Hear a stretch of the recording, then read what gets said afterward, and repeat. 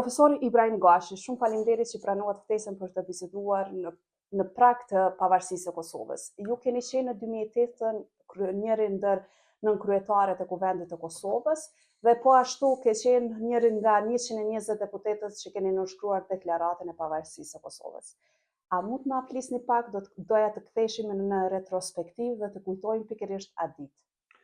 Shiko, ajo ditë ka qenë definitivisht dita më e rëndësishme në historinë, mendoj unë, çdo shqiptari të Kosovës, e për neve si firmtar të pavarësisë ka qenë dhe pa diskutim dita më e rëndësishme dhe më e veçantë dhe më,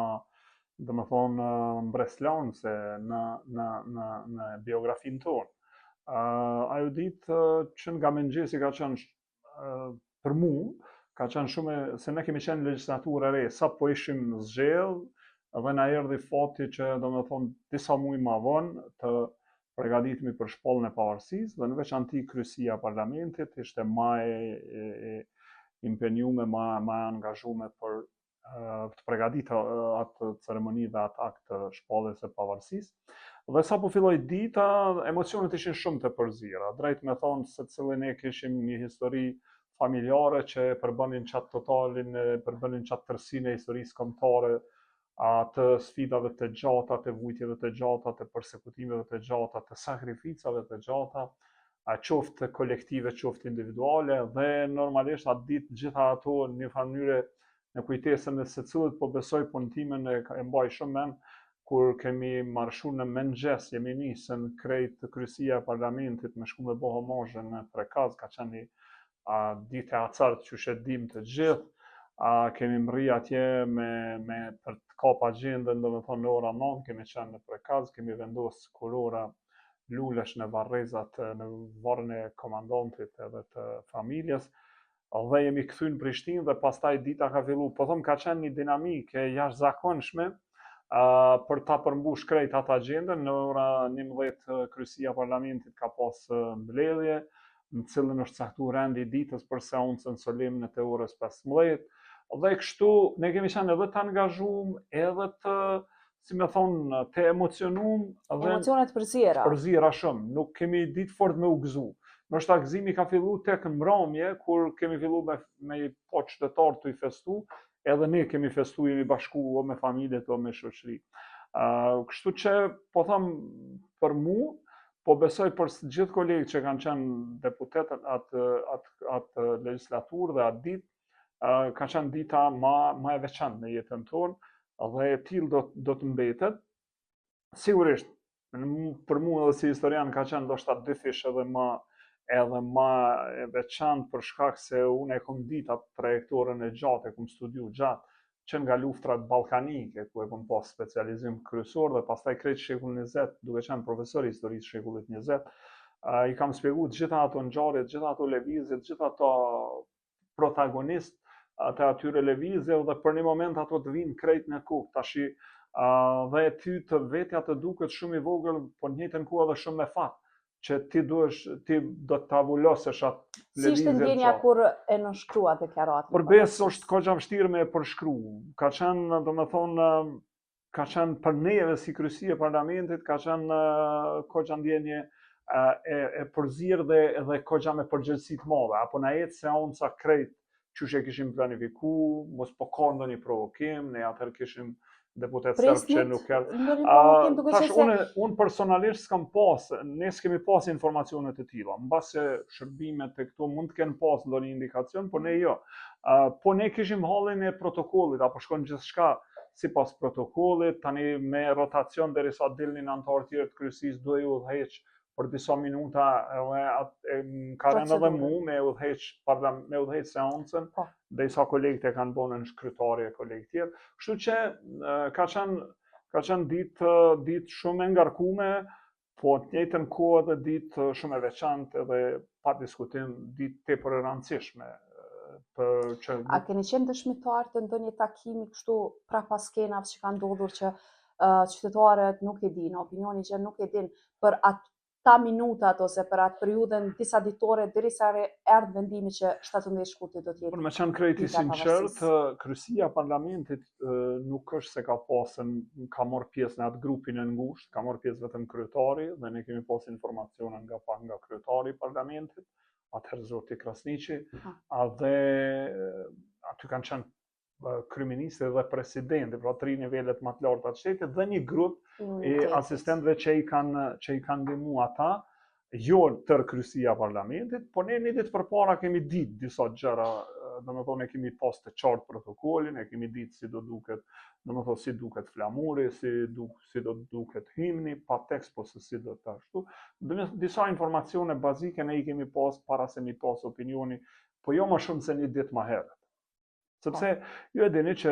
ai protokoll është mbajt për ndjeshmërinë që ka pas, është mbajtën mjaft me kujdes, nuk ka, ju e dini, atëherë kryeministri shprehej me atë shprehjen e tij të famshme, ne e dim datën, mirë, por realisht nuk e dim të kërkush saktë cila do të jetë data, përveç thash një grupi shumë të ngushtë, kështu që ne kemi qenë. Po gjithçka atë ditë ka qenë kogja surprizë, kogja për gjithë secilin, prej kondit vet. Nëse flasim tash 18 vite pas, ju keni qenë përveç pjesë e kuvendit, keni qenë dhe ish zëvendës ministër, një kohë edhe ministër i punëve të jashtme, a është Kosova sot në rrugën në cilën para 18 vite ju e keni ndruar që do të shkojë? Mendoj që Kosova, sepse po flas si historian, Kosova ka përjetu një progres të madh dhe mbi të gjitha, përveç këtë planin e brendshëm të ngritjes së infrastrukturës nga rrënimi qyshfare ka qenë prej luftës, e menjëherë pas luftës ka filluar një ngritje e standardit jetësor, infrastrukturës, rikthimit në normalitet të jetës së qytetarëve. U mendoj që Kosova progresin më të madh e ka pas në planin ndërkombëtar, dhe veçanti ato 4 vitet e para të pas pavarësisë, kur ka ardhur grupi më i madh i njohjeve, dhe tëra kjo ka kulmu me vitin 2010, kur domethënë gjykata ndërkombëtare e drejtësisë në një mënyrë e ka vullos, ka dhënë një verdikt afirmativ që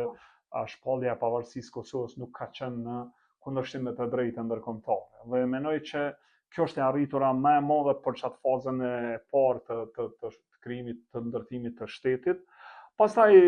ndërtimi i partneriteteve strategjike me shtetet të veçanta, me partnerë të rëndësishëm që e kanë ndihmuar Kosovën në fazën e fundit të çlirimit, të luftës dhe të çlirimit, po pastaj edhe të shtëndërtimit. Do thotë Kosova ka lëviz në rrugë të duhur që të rrujë marrëdhënie të mira me shtetet e rëndësishme aleate. Pastaj, domethënë, ka qenë edhe vazhdon me qenë sfidë e Kosovës neutralizimi ose, si më thonë, dobësimi i ndikimit që mundohet shteti që nuk e njeh Serbinë, që nuk e njeh pavarësinë, pra Serbia që e kundërshton atë në mënyrë ashtu intransigjente dhe që nuk lën gur pa lëvizje e pengu zhvillimin e shtetit Kosovës. Pa ka për Kosova mjaftueshëm këtë drejtim? Unë mendoj që disa hapa janë bërë me sugjerimin e ndërkombëtarëve për të filluar një proces dialogu që ka qenë një farë mënyre menjëherë mas GND-s, ju e dini, ka ardhur në tetor në sesion në rregull të OKB-s, domethënë OKB-ja ka marrë një nismë që të fillohet një proces dialogu midis Kosovës dhe Serbisë për normalizim të marrëdhënieve me ndërmjetësimin e Bashkimit Evropian. Dhe Serbia pastaj ka bërë shumë presion në këtë drejtim, dhe ne kemi pas disa marrëveshje të cilat i kanë edhe unë të afirmativet vetat, po i kanë edhe do vështërsi që nuk po të i kaluan letë, që është puna domethënë e statusit të serbëve në komunat veriore, pra krimin e një asociacionit. Dhe normalisht që kjo pjesa që ka pas ngecje, sepse mendoj që këtu nuk është faj veç i Kosovës, mendoj që në radhë parë është destruktiviteti i madh i Serbisë, domethënë vështërsitë me cilat ajo ka lëviz me zbatuar ato marrëveshje, mos zbatimi i marrëveshjeve dhe kryesisht nga ana e Serbisë, po pastaj është edhe një farë indolencë, një farë aktiviteti kështu ndërmjetës i pamjaftueshëm, një farë, si me thonë, mos aktiviteti i mjaftueshëm i ndërmjetësve ndërkombëtar, në këtë rast i vendeve të Bashkimit Evropian, si ndërmjetës në qëtë procesin e dialogut. Pra, nuk ka pas presion të mjaftueshëm me në mbi palët dhe në veçantim i palën serbe për ta lëvizë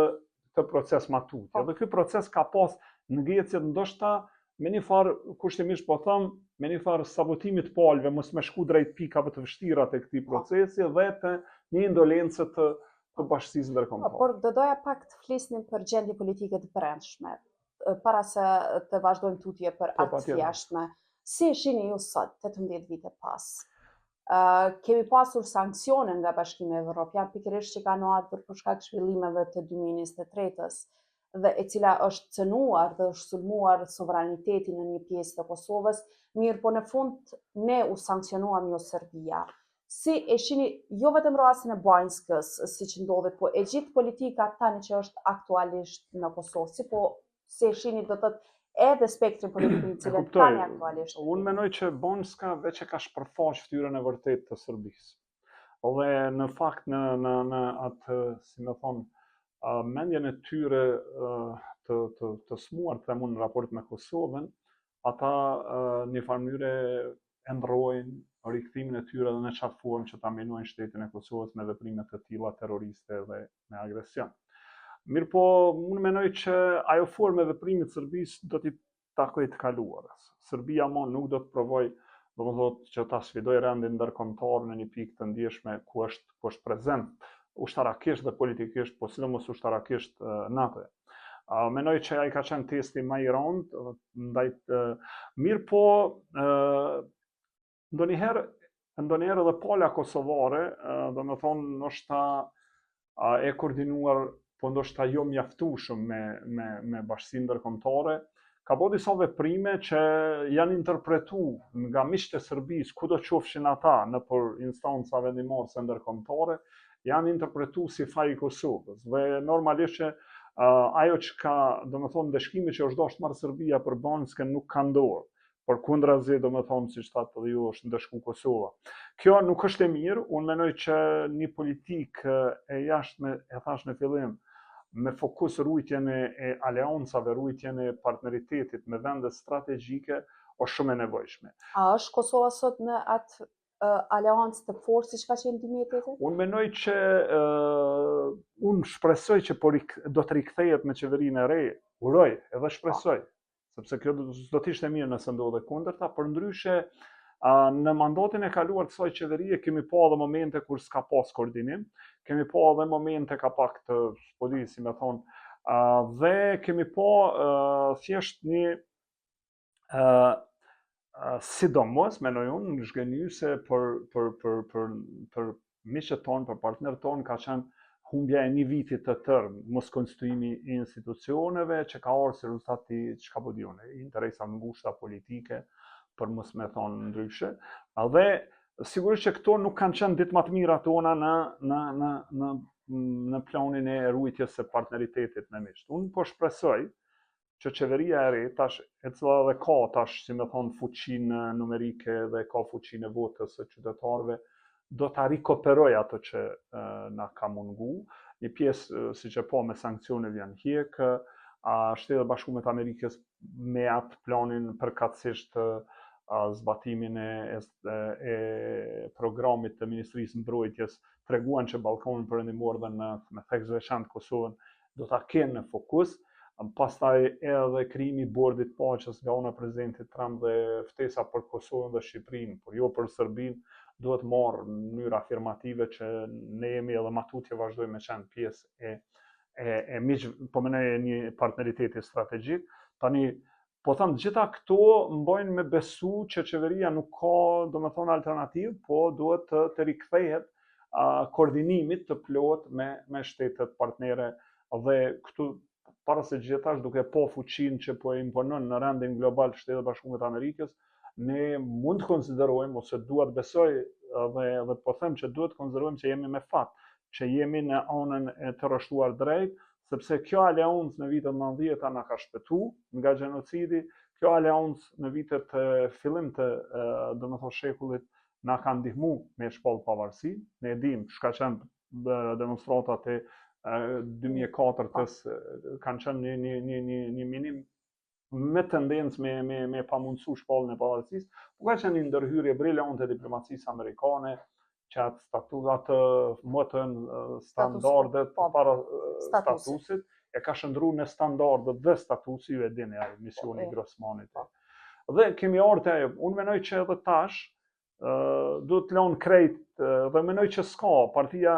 që i ka fituar zgjedhjet, mendoj që nuk ka mo si me thos sfidat e brendshme, nuk ka nevojë me luftu për pushtet mo, se e ka, duhet të fokusohet që ta implementojnë në të mirën e qytetarëve këtë pushtet dhe këtë mbështetje qytetare që e ka marrë. Nesër është dita e pavarësisë, mirë po njerëzit kryesor, njëri ndër ta e përmendet zotrin Jakub Krasniqi që ka qenë kryetari i Kuvendit, pastaj në atë periudhë kryeministër ka qenë zotri Hashim Thaçi, që të dy këta janë në një proces në gjykatën speciale të Hagës që është formuar po nga vetë Kosova. Në opinion njihet si gjykatë e Kosovës, por në realitet nga gjithë 5 vjeçari me cilën është përballur ish-krerët e UÇK-s, kemi parë një gjykatë, një prokuror i cili ka tentuar në vazhdimsi të njollos luftën e drejtë UÇK-s. Si e shihni ju gjithë këtë proces dhe me specifikisht kërkesën e kryeprokurorës për dënimin 45 vjeçar për secilin, në total 180 vite, dënim për ish-krerët e UÇK-s do të ishte jashtëzakonisht shumë e rëndë për shtetin e Kosovës. Unë këto ditë sikur shumica e njerëzve kemi përcjell me vëmendje çka po ndodh në Hagë, sepse është përmbyllja, është fjala përfundimtare e palë e të dy palëve, dhe normalisht pastaj gjithçka kalon të gjyqit, të gjyqtarët dhe të vendimi që duhet ata të sjellin mbi ato që kanë dëgjuar tash 3-4 vjet. Unë jam shumë i befasuar me këtë sjellje të prokurorisë, kur dihet shumë që domethënë gjyqet që janë dhënë për kriminalet serb në gjykatën ndërkombëtare për krime lufte në vitin 2003 kundër Miloševićit dhe aktorëve tjerë të një shteti, domethënë që u provu më vonë që ka kryer gjenocid në Bosnë, kanë qenë shumë më tulta, propozimet për dënime kanë qenë më tulta se sa këto që dëgjum. Kjo për mua është befasia. Jo befasia pse një prokurori kërkon maksimumin e dënimit, po kjo prokurori dhe kjo gjykatë mendoj unë që domethënë atë modelin, shembullin e parë se si me u sjell me krime lufte duhet marrën nga një organ i OKB-s që ka një traditë të gjatë dhe që ka ekspert shumë të mëdhaj brenda dhe që cilët observojnë me dëshmi të besueshme. Kjo gjykatë nga fillimi është duk, sidomos kjo pjesa e prokurorisë, është duk që në farë mënyrë operon me prova të fabrikuara, operon me aktakuza që janë përtype përpunu në UNMIK-ën e ULEX-ën në prokurorinë serbe, dhe pastaj ato krejt janë paketu për ma shumë, domethënë ajo mbi cilën, preteksti mbi cilën u ngrit kjo gjykatë sot nuk përmendet fare, nuk ekziston, nuk është pjesë e aktakuzës, e kam fjalën për raportin e Dikmartit, dhe kanë mbetë vetëm disa dëshmi shumë të dyshimta, shumë të diskutueshme dhe shumë sipërfaqësore. Dhe të i pa që ato, domethënë nuk të e pa, domethënë validitetin, peshën e atyre dëshmive, ose si jam jurist, mendoj që nuk ka vend shumë me u shqetësu për këto çka ka kërkuar. Unë më shumë po e shoh këtë si panik të prokurorisë dhe po kërkon diçka maksimale thjesht për të friksu pak gjyqtarët që ata të mos marrin një vendim liru, spakut në shkallën e parë. Unë kështu po e lexoj, mbas edhe jam i gabum, po duke dëgjuar mbrojtjen nga aktorë shumë kredibil ndërkombëtar, cilët kanë qenë pjesë e proceseve të luftës në Kosovë dhe të diplomacisë dhe unë mendoj që mas fjalëve të atyre aktorëve nuk ka shans që një luftë çlirimtare të shndrohet në një luftë agresive dhe udhëhecit e saj të shndrohen në agresor dhe në njerëz që kanë kryer krime, kur domethënë në bazë aditore nuk ka pas kontakt me krerët e UÇK-s Serbia, po ka pas kontakt, ka pas NATO-ja, kanë pas diplomat që kanë lëvizë nëpër terren ku ka vepruar QK dhe duke i dëgju deklaratat e mbrojtjes, sidomos të dëshmitarëve që ishin atëherë kyç në atë botë në Kosovë, unë mendoj që gjyqtarët kanë me mendu shumë seriozisht për trujt edhe karrierën e tyre dhe kanë me nxjerr vendime domethënë të bazuara. Po jam shumë i sigurt që disa pika shumë kyçe të aktakuzës që janë bërë me pompozitet në fillim, si trafikimi i organeve, që ra më njëherë nuk u bë pjesë, pastaj ndërmarrja e përbashkët kriminale që nuk u vërtetu, pastaj përgjegjësia hierarkike, gati secili komandant zonë, po secili aktor ndërkombëtar e pohoi qartë se s'ka pas hierarki të funksionale, të strukturuar mirë. Dhe vim të pika më e ulët e aktakuzës ndonjë, domethënë veprim individual. Edhe unë ty pas parash ty lexu çështu këto zhvillime se s'po di ndryshe, jam optimist që gjyqtarët në fund do të dëshmojnë se aty janë për të ndarë drejtësi dhe jo politikë. Dhe mendoj që edhe motoja e protestës nesër është e qelluar dhe sigurisht si çdo njeri i bëj ftesë vleridashës kështu, i bëj ftesë secilit qytetar që nesër të jetë fizikisht në këtë, si më thon, protestë që jetë marsh qytetar për të dëshmuar, për të bënë një kërkesë dhe për të treguar që populli i Kosovës në pjesën e vet absolute beson në pafajësinë e atyre liderëve. Sepse ndërkaq nëse e lidhet me ditën e nesërme që është dita e 18 vjetorit pavarësisë, është domethënë emocioni që e thash ditën është shumë më i përzierë dhe është një emocion kur ti nuk i ki liderët kryesor që e kanë shpallë pavarësinë, që e kanë drejtuar seancën e parlamentit atë ditë, i ki prapa grillave në mënyrë të padrejtë, nuk ka shumë ndjenjë feste dhe nuk ka shumë emocion feste. Po, profesor Gashi, shumë faleminderit që pranuat këtë bisedë. Faleminderit juve, kënaqësi.